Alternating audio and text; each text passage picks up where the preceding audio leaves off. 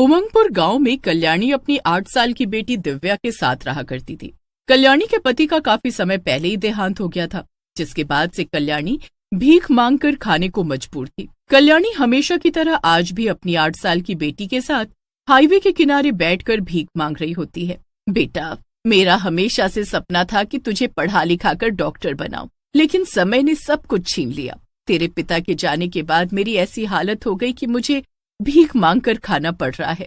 कोई बात नहीं माँ, आप चिंता न करो। आपकी ये बेटी जरूर बड़ी होकर बड़ा नाम बनाएगी और आपको किसी चीज की कमी महसूस नहीं होने दूंगी। हम दोनों हमेशा एक दूसरे के साथ एक दूसरे की ढाल बनकर रहेंगे, ये वादा रहा। मेरी बच्ची, कितनी समझदार हो चुकी है तू। कल्याणी हर रोज सुबह अपनी बेटी के साथ हाईवे के किनारे जाकर बैठ जाती और आने जाने वाले लोग कल्याणी और उसकी बेटी पर तरस खाकर उसे कुछ पैसे दे दिया करते। ऐसे ही पिछले कुछ महीनों से चल रहा था, लेकिन एक रोज कल्याणी अपनी बेटी के साथ हाईवे के किनारे बैठी होती है और दिव्या खेल रही होती है।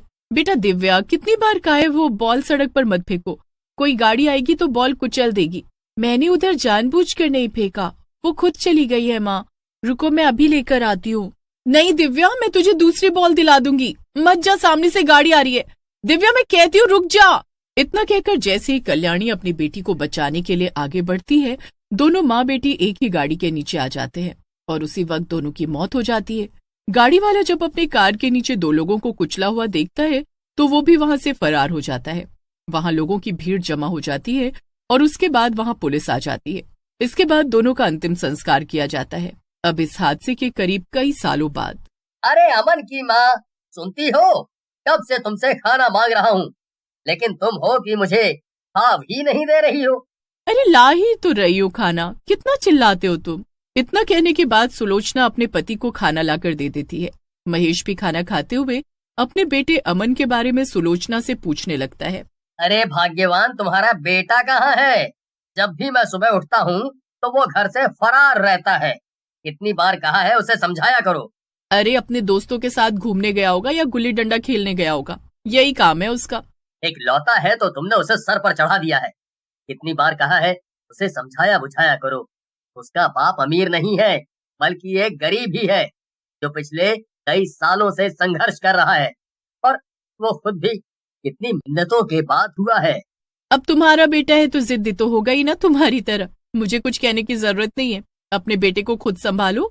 मैं घर संभालूं या तुम्हारा बेटा? महेश इतना कहकर अपने काम पर निकल जाता है। अब अगली रोज एक और हादसा गांव के कुछ दूरी पर जाने वाले हाईवे पर होता है और ये लगातार कई महीनों से हो रहा था, जहां हाईवे पर गांव के लोग या फिर शहर से जाने वाले लोगों की लाश मिल रही थी।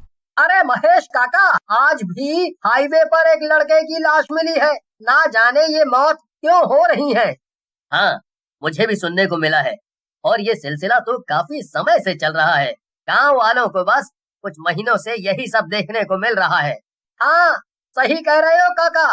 गांव के लोग ना सही तो शहर के लोग भी उसी हाईवे पर मरे हुए मिलते हैं। ना जाने कौन मारकर फेंक जाता है। ये कोई भूत प्रेत चुड़ैल का साया है उस हाईवे पर। एकदम पते की बात कही है काकी आपने। अब हाईवे तो है, भूत प्रेत लोगों को मारे या कोई राह चलता गाड़ी वाला किसी को उड़ाकर चला जाए, किसे पता लगेगा। दिन ब दिन हाईवे पर गांव वालों को मौत की खबर सुनने को मिला करती। अब गांव वालों के लिए तो ये आम बात हो गई थी और गांव वाले इन सब बातों में इतनी दिलचस्पी भी नहीं ले रहे थे। वहीं एक रोज देर शाम तक जब अमन घर नहीं आता तो सुलोचना काफी ज्यादा परेशान हो जाती है। तभी महेश काम से लौटता है और अपनी पत्नी सुलोचना को परेशान देखकर सुलोचना से कहता है। क्या बात है भाग्यवान, आज तुम मेरा इंतजार कर रही हो, वो भी इतना परेशान चेहरा लेकर। सब ठीक तो है ना? जी बिल्कुल भी नहीं, सुबह से अमन घर नहीं आया है, ना ही उसका फोन लग रहा है। मुझे तो समझ नहीं आ रहा वो कहाँ चला गया। उसके दोस्तों से भी पूछा ही, पूरा गांव ढूंढाई, लेकिन वो कहीं नहीं है। ये क्या कह रही हो तुम? अरे ये लड़का भी ना जाने कहाँ चला गया है। महेश जैसे ही अमन को ढूंढने जा ही रहा होता है, तभी सामने से गांव वाले अमन को कंधे पर लादे लेकर आते हैं और उसे नीचे रख देते हैं। अमन अब इस दुनिया में नहीं रहा था। दरअसल उसकी लाश गांव वालों को हाईवे पर मिली थी और वो उसे घर लेकर आते हैं। ये क्या हो गया? ये क्या हो गया मेरे बेटे के साथ? ये सब किसने किया? हे भगवान, मैं तो लुट गई, बर्बाद हो गई। गोपाल, ये बोलता क्यों नहीं? किसने किया मेरे बेटे के साथ ये सब, और कहां से उठाकर लाया है तू इसे इस हाल में? ये बोलता क्यों नहीं? अमन बेटा, अपने पिता से बात तो कर। हिम्मत रखिए महेश काका, इसे हम हाईवे से उठाकर लाए हैं। मुझे पप्पू ने आकर बताया कि अमन की लाश हाईवे पर पड़ी हुई है और वहाँ लोगों की भीड़ लगी हुई है, तो मैं और लोगों के साथ हाईवे गया और इसे लेकर आया हूँ। महेश और सुलोचना दोनों ही अपने इकलौते बेटे के जाने के बाद टूट जाते हैं। सुलोचना काफी बीमार रहने लगती है और महेश अब अपने बेटे की मौत की छानबीन करने लगता है कि आखिर उसे किसने मारा। इस बात को करीब करीब महीने बीत जाते हैं और एक रोज महेश हाईवे पर पहुंचता है। देर रात वो हाईवे पर लोगों को लेकर आता जाता है। तभी उसे दूर एक छोटी सी बच्ची और एक औरत भीख मांगते हुए नजर आते हैं। महेश इधर उधर देखने लगता है और जब वो उस औरत की तरफ देखता है तो वहां उसे कोई नजर नहीं आता। उसे एहसास हो जाता है कि यहाँ कुछ तो गड़बड़ है। अब वो तांत्रिक का सहारा लेता है। तांत्रिक बाबा, बहुत परेशानी में हूँ मैं।